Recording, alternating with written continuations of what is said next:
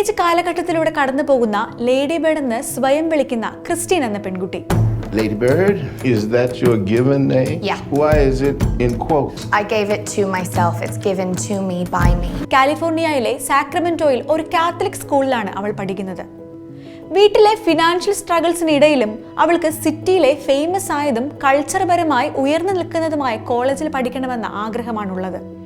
എന്നാൽ അവളുടെ ആഗ്രഹങ്ങളും സ്വപ്നങ്ങളും അസാധ്യമാണെന്നും അതൊരിക്കലും നടക്കില്ലെന്നും ക്രിസ്റ്റീന്റെ അമ്മയായ മാരിയൻ വിശ്വസിക്കുന്നു. മാത്രമല്ല, ക്രിസ്റ്റീന്റെ ജീവിതത്തിൽ തനിക്കുള്ളതിൽ അവൾ നന്ദികെട്ടവളാണെന്നും അമ്മ അവളെ പലപ്പോഴും കുറ്റപ്പെടുത്താറുണ്ട്. ഈ വിഷയത്തിൽ ക്രിസ്റ്റീനും അമ്മയും പലപ്പോഴും വഴക്കിടാറുണ്ട്. I want to go to the East Coast. I want to go where culture is, like New York, or at least Connecticut or New Hampshire, where writers live in the woods. Get into those schools anyway. Mom, you should just go to City College. You know, with your work ethic, just go to City College and then to jail, and then back to City College, and then maybe you'd learn to pull yourself up and not expect everybody to do everything. വെറും ഒരു വഴക്ക് പറച്ചിലിന്റെ പേരിൽ സ്വപ്നം മാറ്റിവെക്കാൻ അവൾ താല്പര്യപ്പെട്ടില്ല. അവൾ പല യൂണിവേഴ്സിറ്റികളിലേക്കും പലപ്പോഴും application അയച്ചുകൊണ്ടിരുന്നു. So, you're not interested in any Catholic colleges?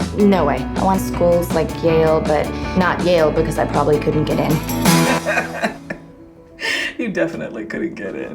കഥ വികസിക്കുമ്പോൾ ക്രിസ്റ്റീന് 2 പ്രണയങ്ങൾ ഉണ്ടാവുന്നതായും പല കാരണങ്ങളാൽ അവ ഇല്ലാതാവുന്നതായും കാണാം. അങ്ങനെ പല സംഭവങ്ങളും അവളുടെ ജീവിതത്തിൽ നടക്കുന്നു. നല്ല സുഹൃത്ത് ആരാണെന്നും നല്ല ബന്ധങ്ങൾ എങ്ങനെയാണ് ഉണ്ടാകുന്നതെന്നും ക്രിസ്റ്റീൻ തനിക്ക് ലഭിച്ച അനുഭവങ്ങളിൽ നിന്നും പഠിക്കുന്നു. You're gonna have so much unspecial sex in your life. Lady Bird always says that she lives on the wrong side of the tracks, but I always thought that was like a metaphor. Christine എടുത്തുചാട്ടക്കാരിയും വാശിക്കാരിയുമാണെങ്കിലും അതേസമയം സ്നേഹത്തിനായും കരുതലിനായും അവൾ ആഗ്രഹിക്കുന്നതും സിനിമയിൽ കാണാൻ കഴിയും. തൻ്റെ അമ്മയുമായി പലപ്പോഴും അവൾ തെറ്റിപ്പിരിയാറുണ്ടെങ്കിലും ഏറ്റവും സങ്കടഘട്ടത്തിൽ അവൾ അഭയം പ്രാപിക്കുന്നതും അമ്മയുടെ അരികത്താണ്. ക്രിസ്റ്റീന്റെ മാതാപിതാക്കൾ തങ്ങളുടെ കുടുംബത്തിന്റെ സാമ്പത്തിക അവസ്ഥയെക്കുറിച്ച് വിഷമിക്കുമ്പോൾ ക്രിസ്റ്റീൻ അവയെല്ലാം മറന്ന് തൻ്റെ ബ്രൈറ്റ് ഫ്യൂച്ചർ മാത്രമാണ് ലക്ഷ്യം വെക്കുന്നത്. തൻ്റെ അച്ഛൻ്റെ ജോലി നഷ്ടപ്പെട്ടെന്നും അച്ഛൻ വർഷങ്ങളായി ഡിപ്രഷന്റെ മരുന്ന് കഴിക്കുന്നുണ്ടെന്നും അമ്മ അവളോട് പറയുമ്പോൾ അവൾ യാഥാർത്ഥ്യത്തിലേക്ക് തിരികെ വരാൻ ശ്രമിക്കുന്നതായി കാണാം. Whatever we give you, it's never enough. It's never enough. It is enough. We're afraid of what the future will bring. We're afraid we won't be loved. You can't do anything unless you're the center of attention. എങ്കിലും അവൾ തന്റെ സ്വപ്നത്തെ ഉപേക്ഷിക്കാൻ തയ്യാറാവുന്നില്ല. തന്റെ അമ്മയെ അറിയിക്കാതെ അച്ഛന്റെ സഹായത്തോടെ സിറ്റിയിലെ റെപ്യൂട്ടഡ് ആയ കോളേജിൽ അഡ്മിഷൻ കിട്ടുന്നതും അവസാനം അമ്മ അത് അറിഞ്ഞു കഴിഞ്ഞ് ഉണ്ടാകുന്ന സംഭവങ്ങളും സിനിമയിൽ വളരെ ഇന്റൻസ് ആയും ഇമോഷണലായും അവതരിപ്പിക്കുന്നുണ്ട്.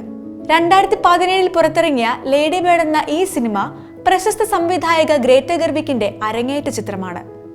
ക്രിസ്റ്റീന്റെ ആഗ്രഹം സഫലമാകുന്നതിനെ കുറിച്ചുള്ള യാത്ര മാത്രമല്ല ഈ ചിത്രം. ലേഡി ബേർഡിന്റെ കോർ എന്നത് ക്രിസ്റ്റീനും അവളുടെ അമ്മയും തമ്മിലുള്ള ആഴത്തിലുള്ള ബന്ധം തുറന്നു കാട്ടുന്ന ഒന്നാണ്.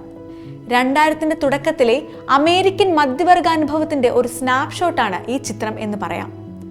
അകലങ്ങളിലായുള്ള അയൽപ്പക്കങ്ങളും ലാൻഡ്മാർക്കുകളുമുള്ള സാക്രമെന്റോയുടെ ബാക്ക്ഗ്രൗണ്ട് ലേഡി ബേർഡിന്റെ യാത്രയ്ക്ക് ആഴം നൽകിക്കൊണ്ട് സ്റ്റോറി ടെല്ലിങ്ങിന്റെ ഒഴിച്ചുകൂടാനാവാത്ത ഘടകമായി മാറുന്നു.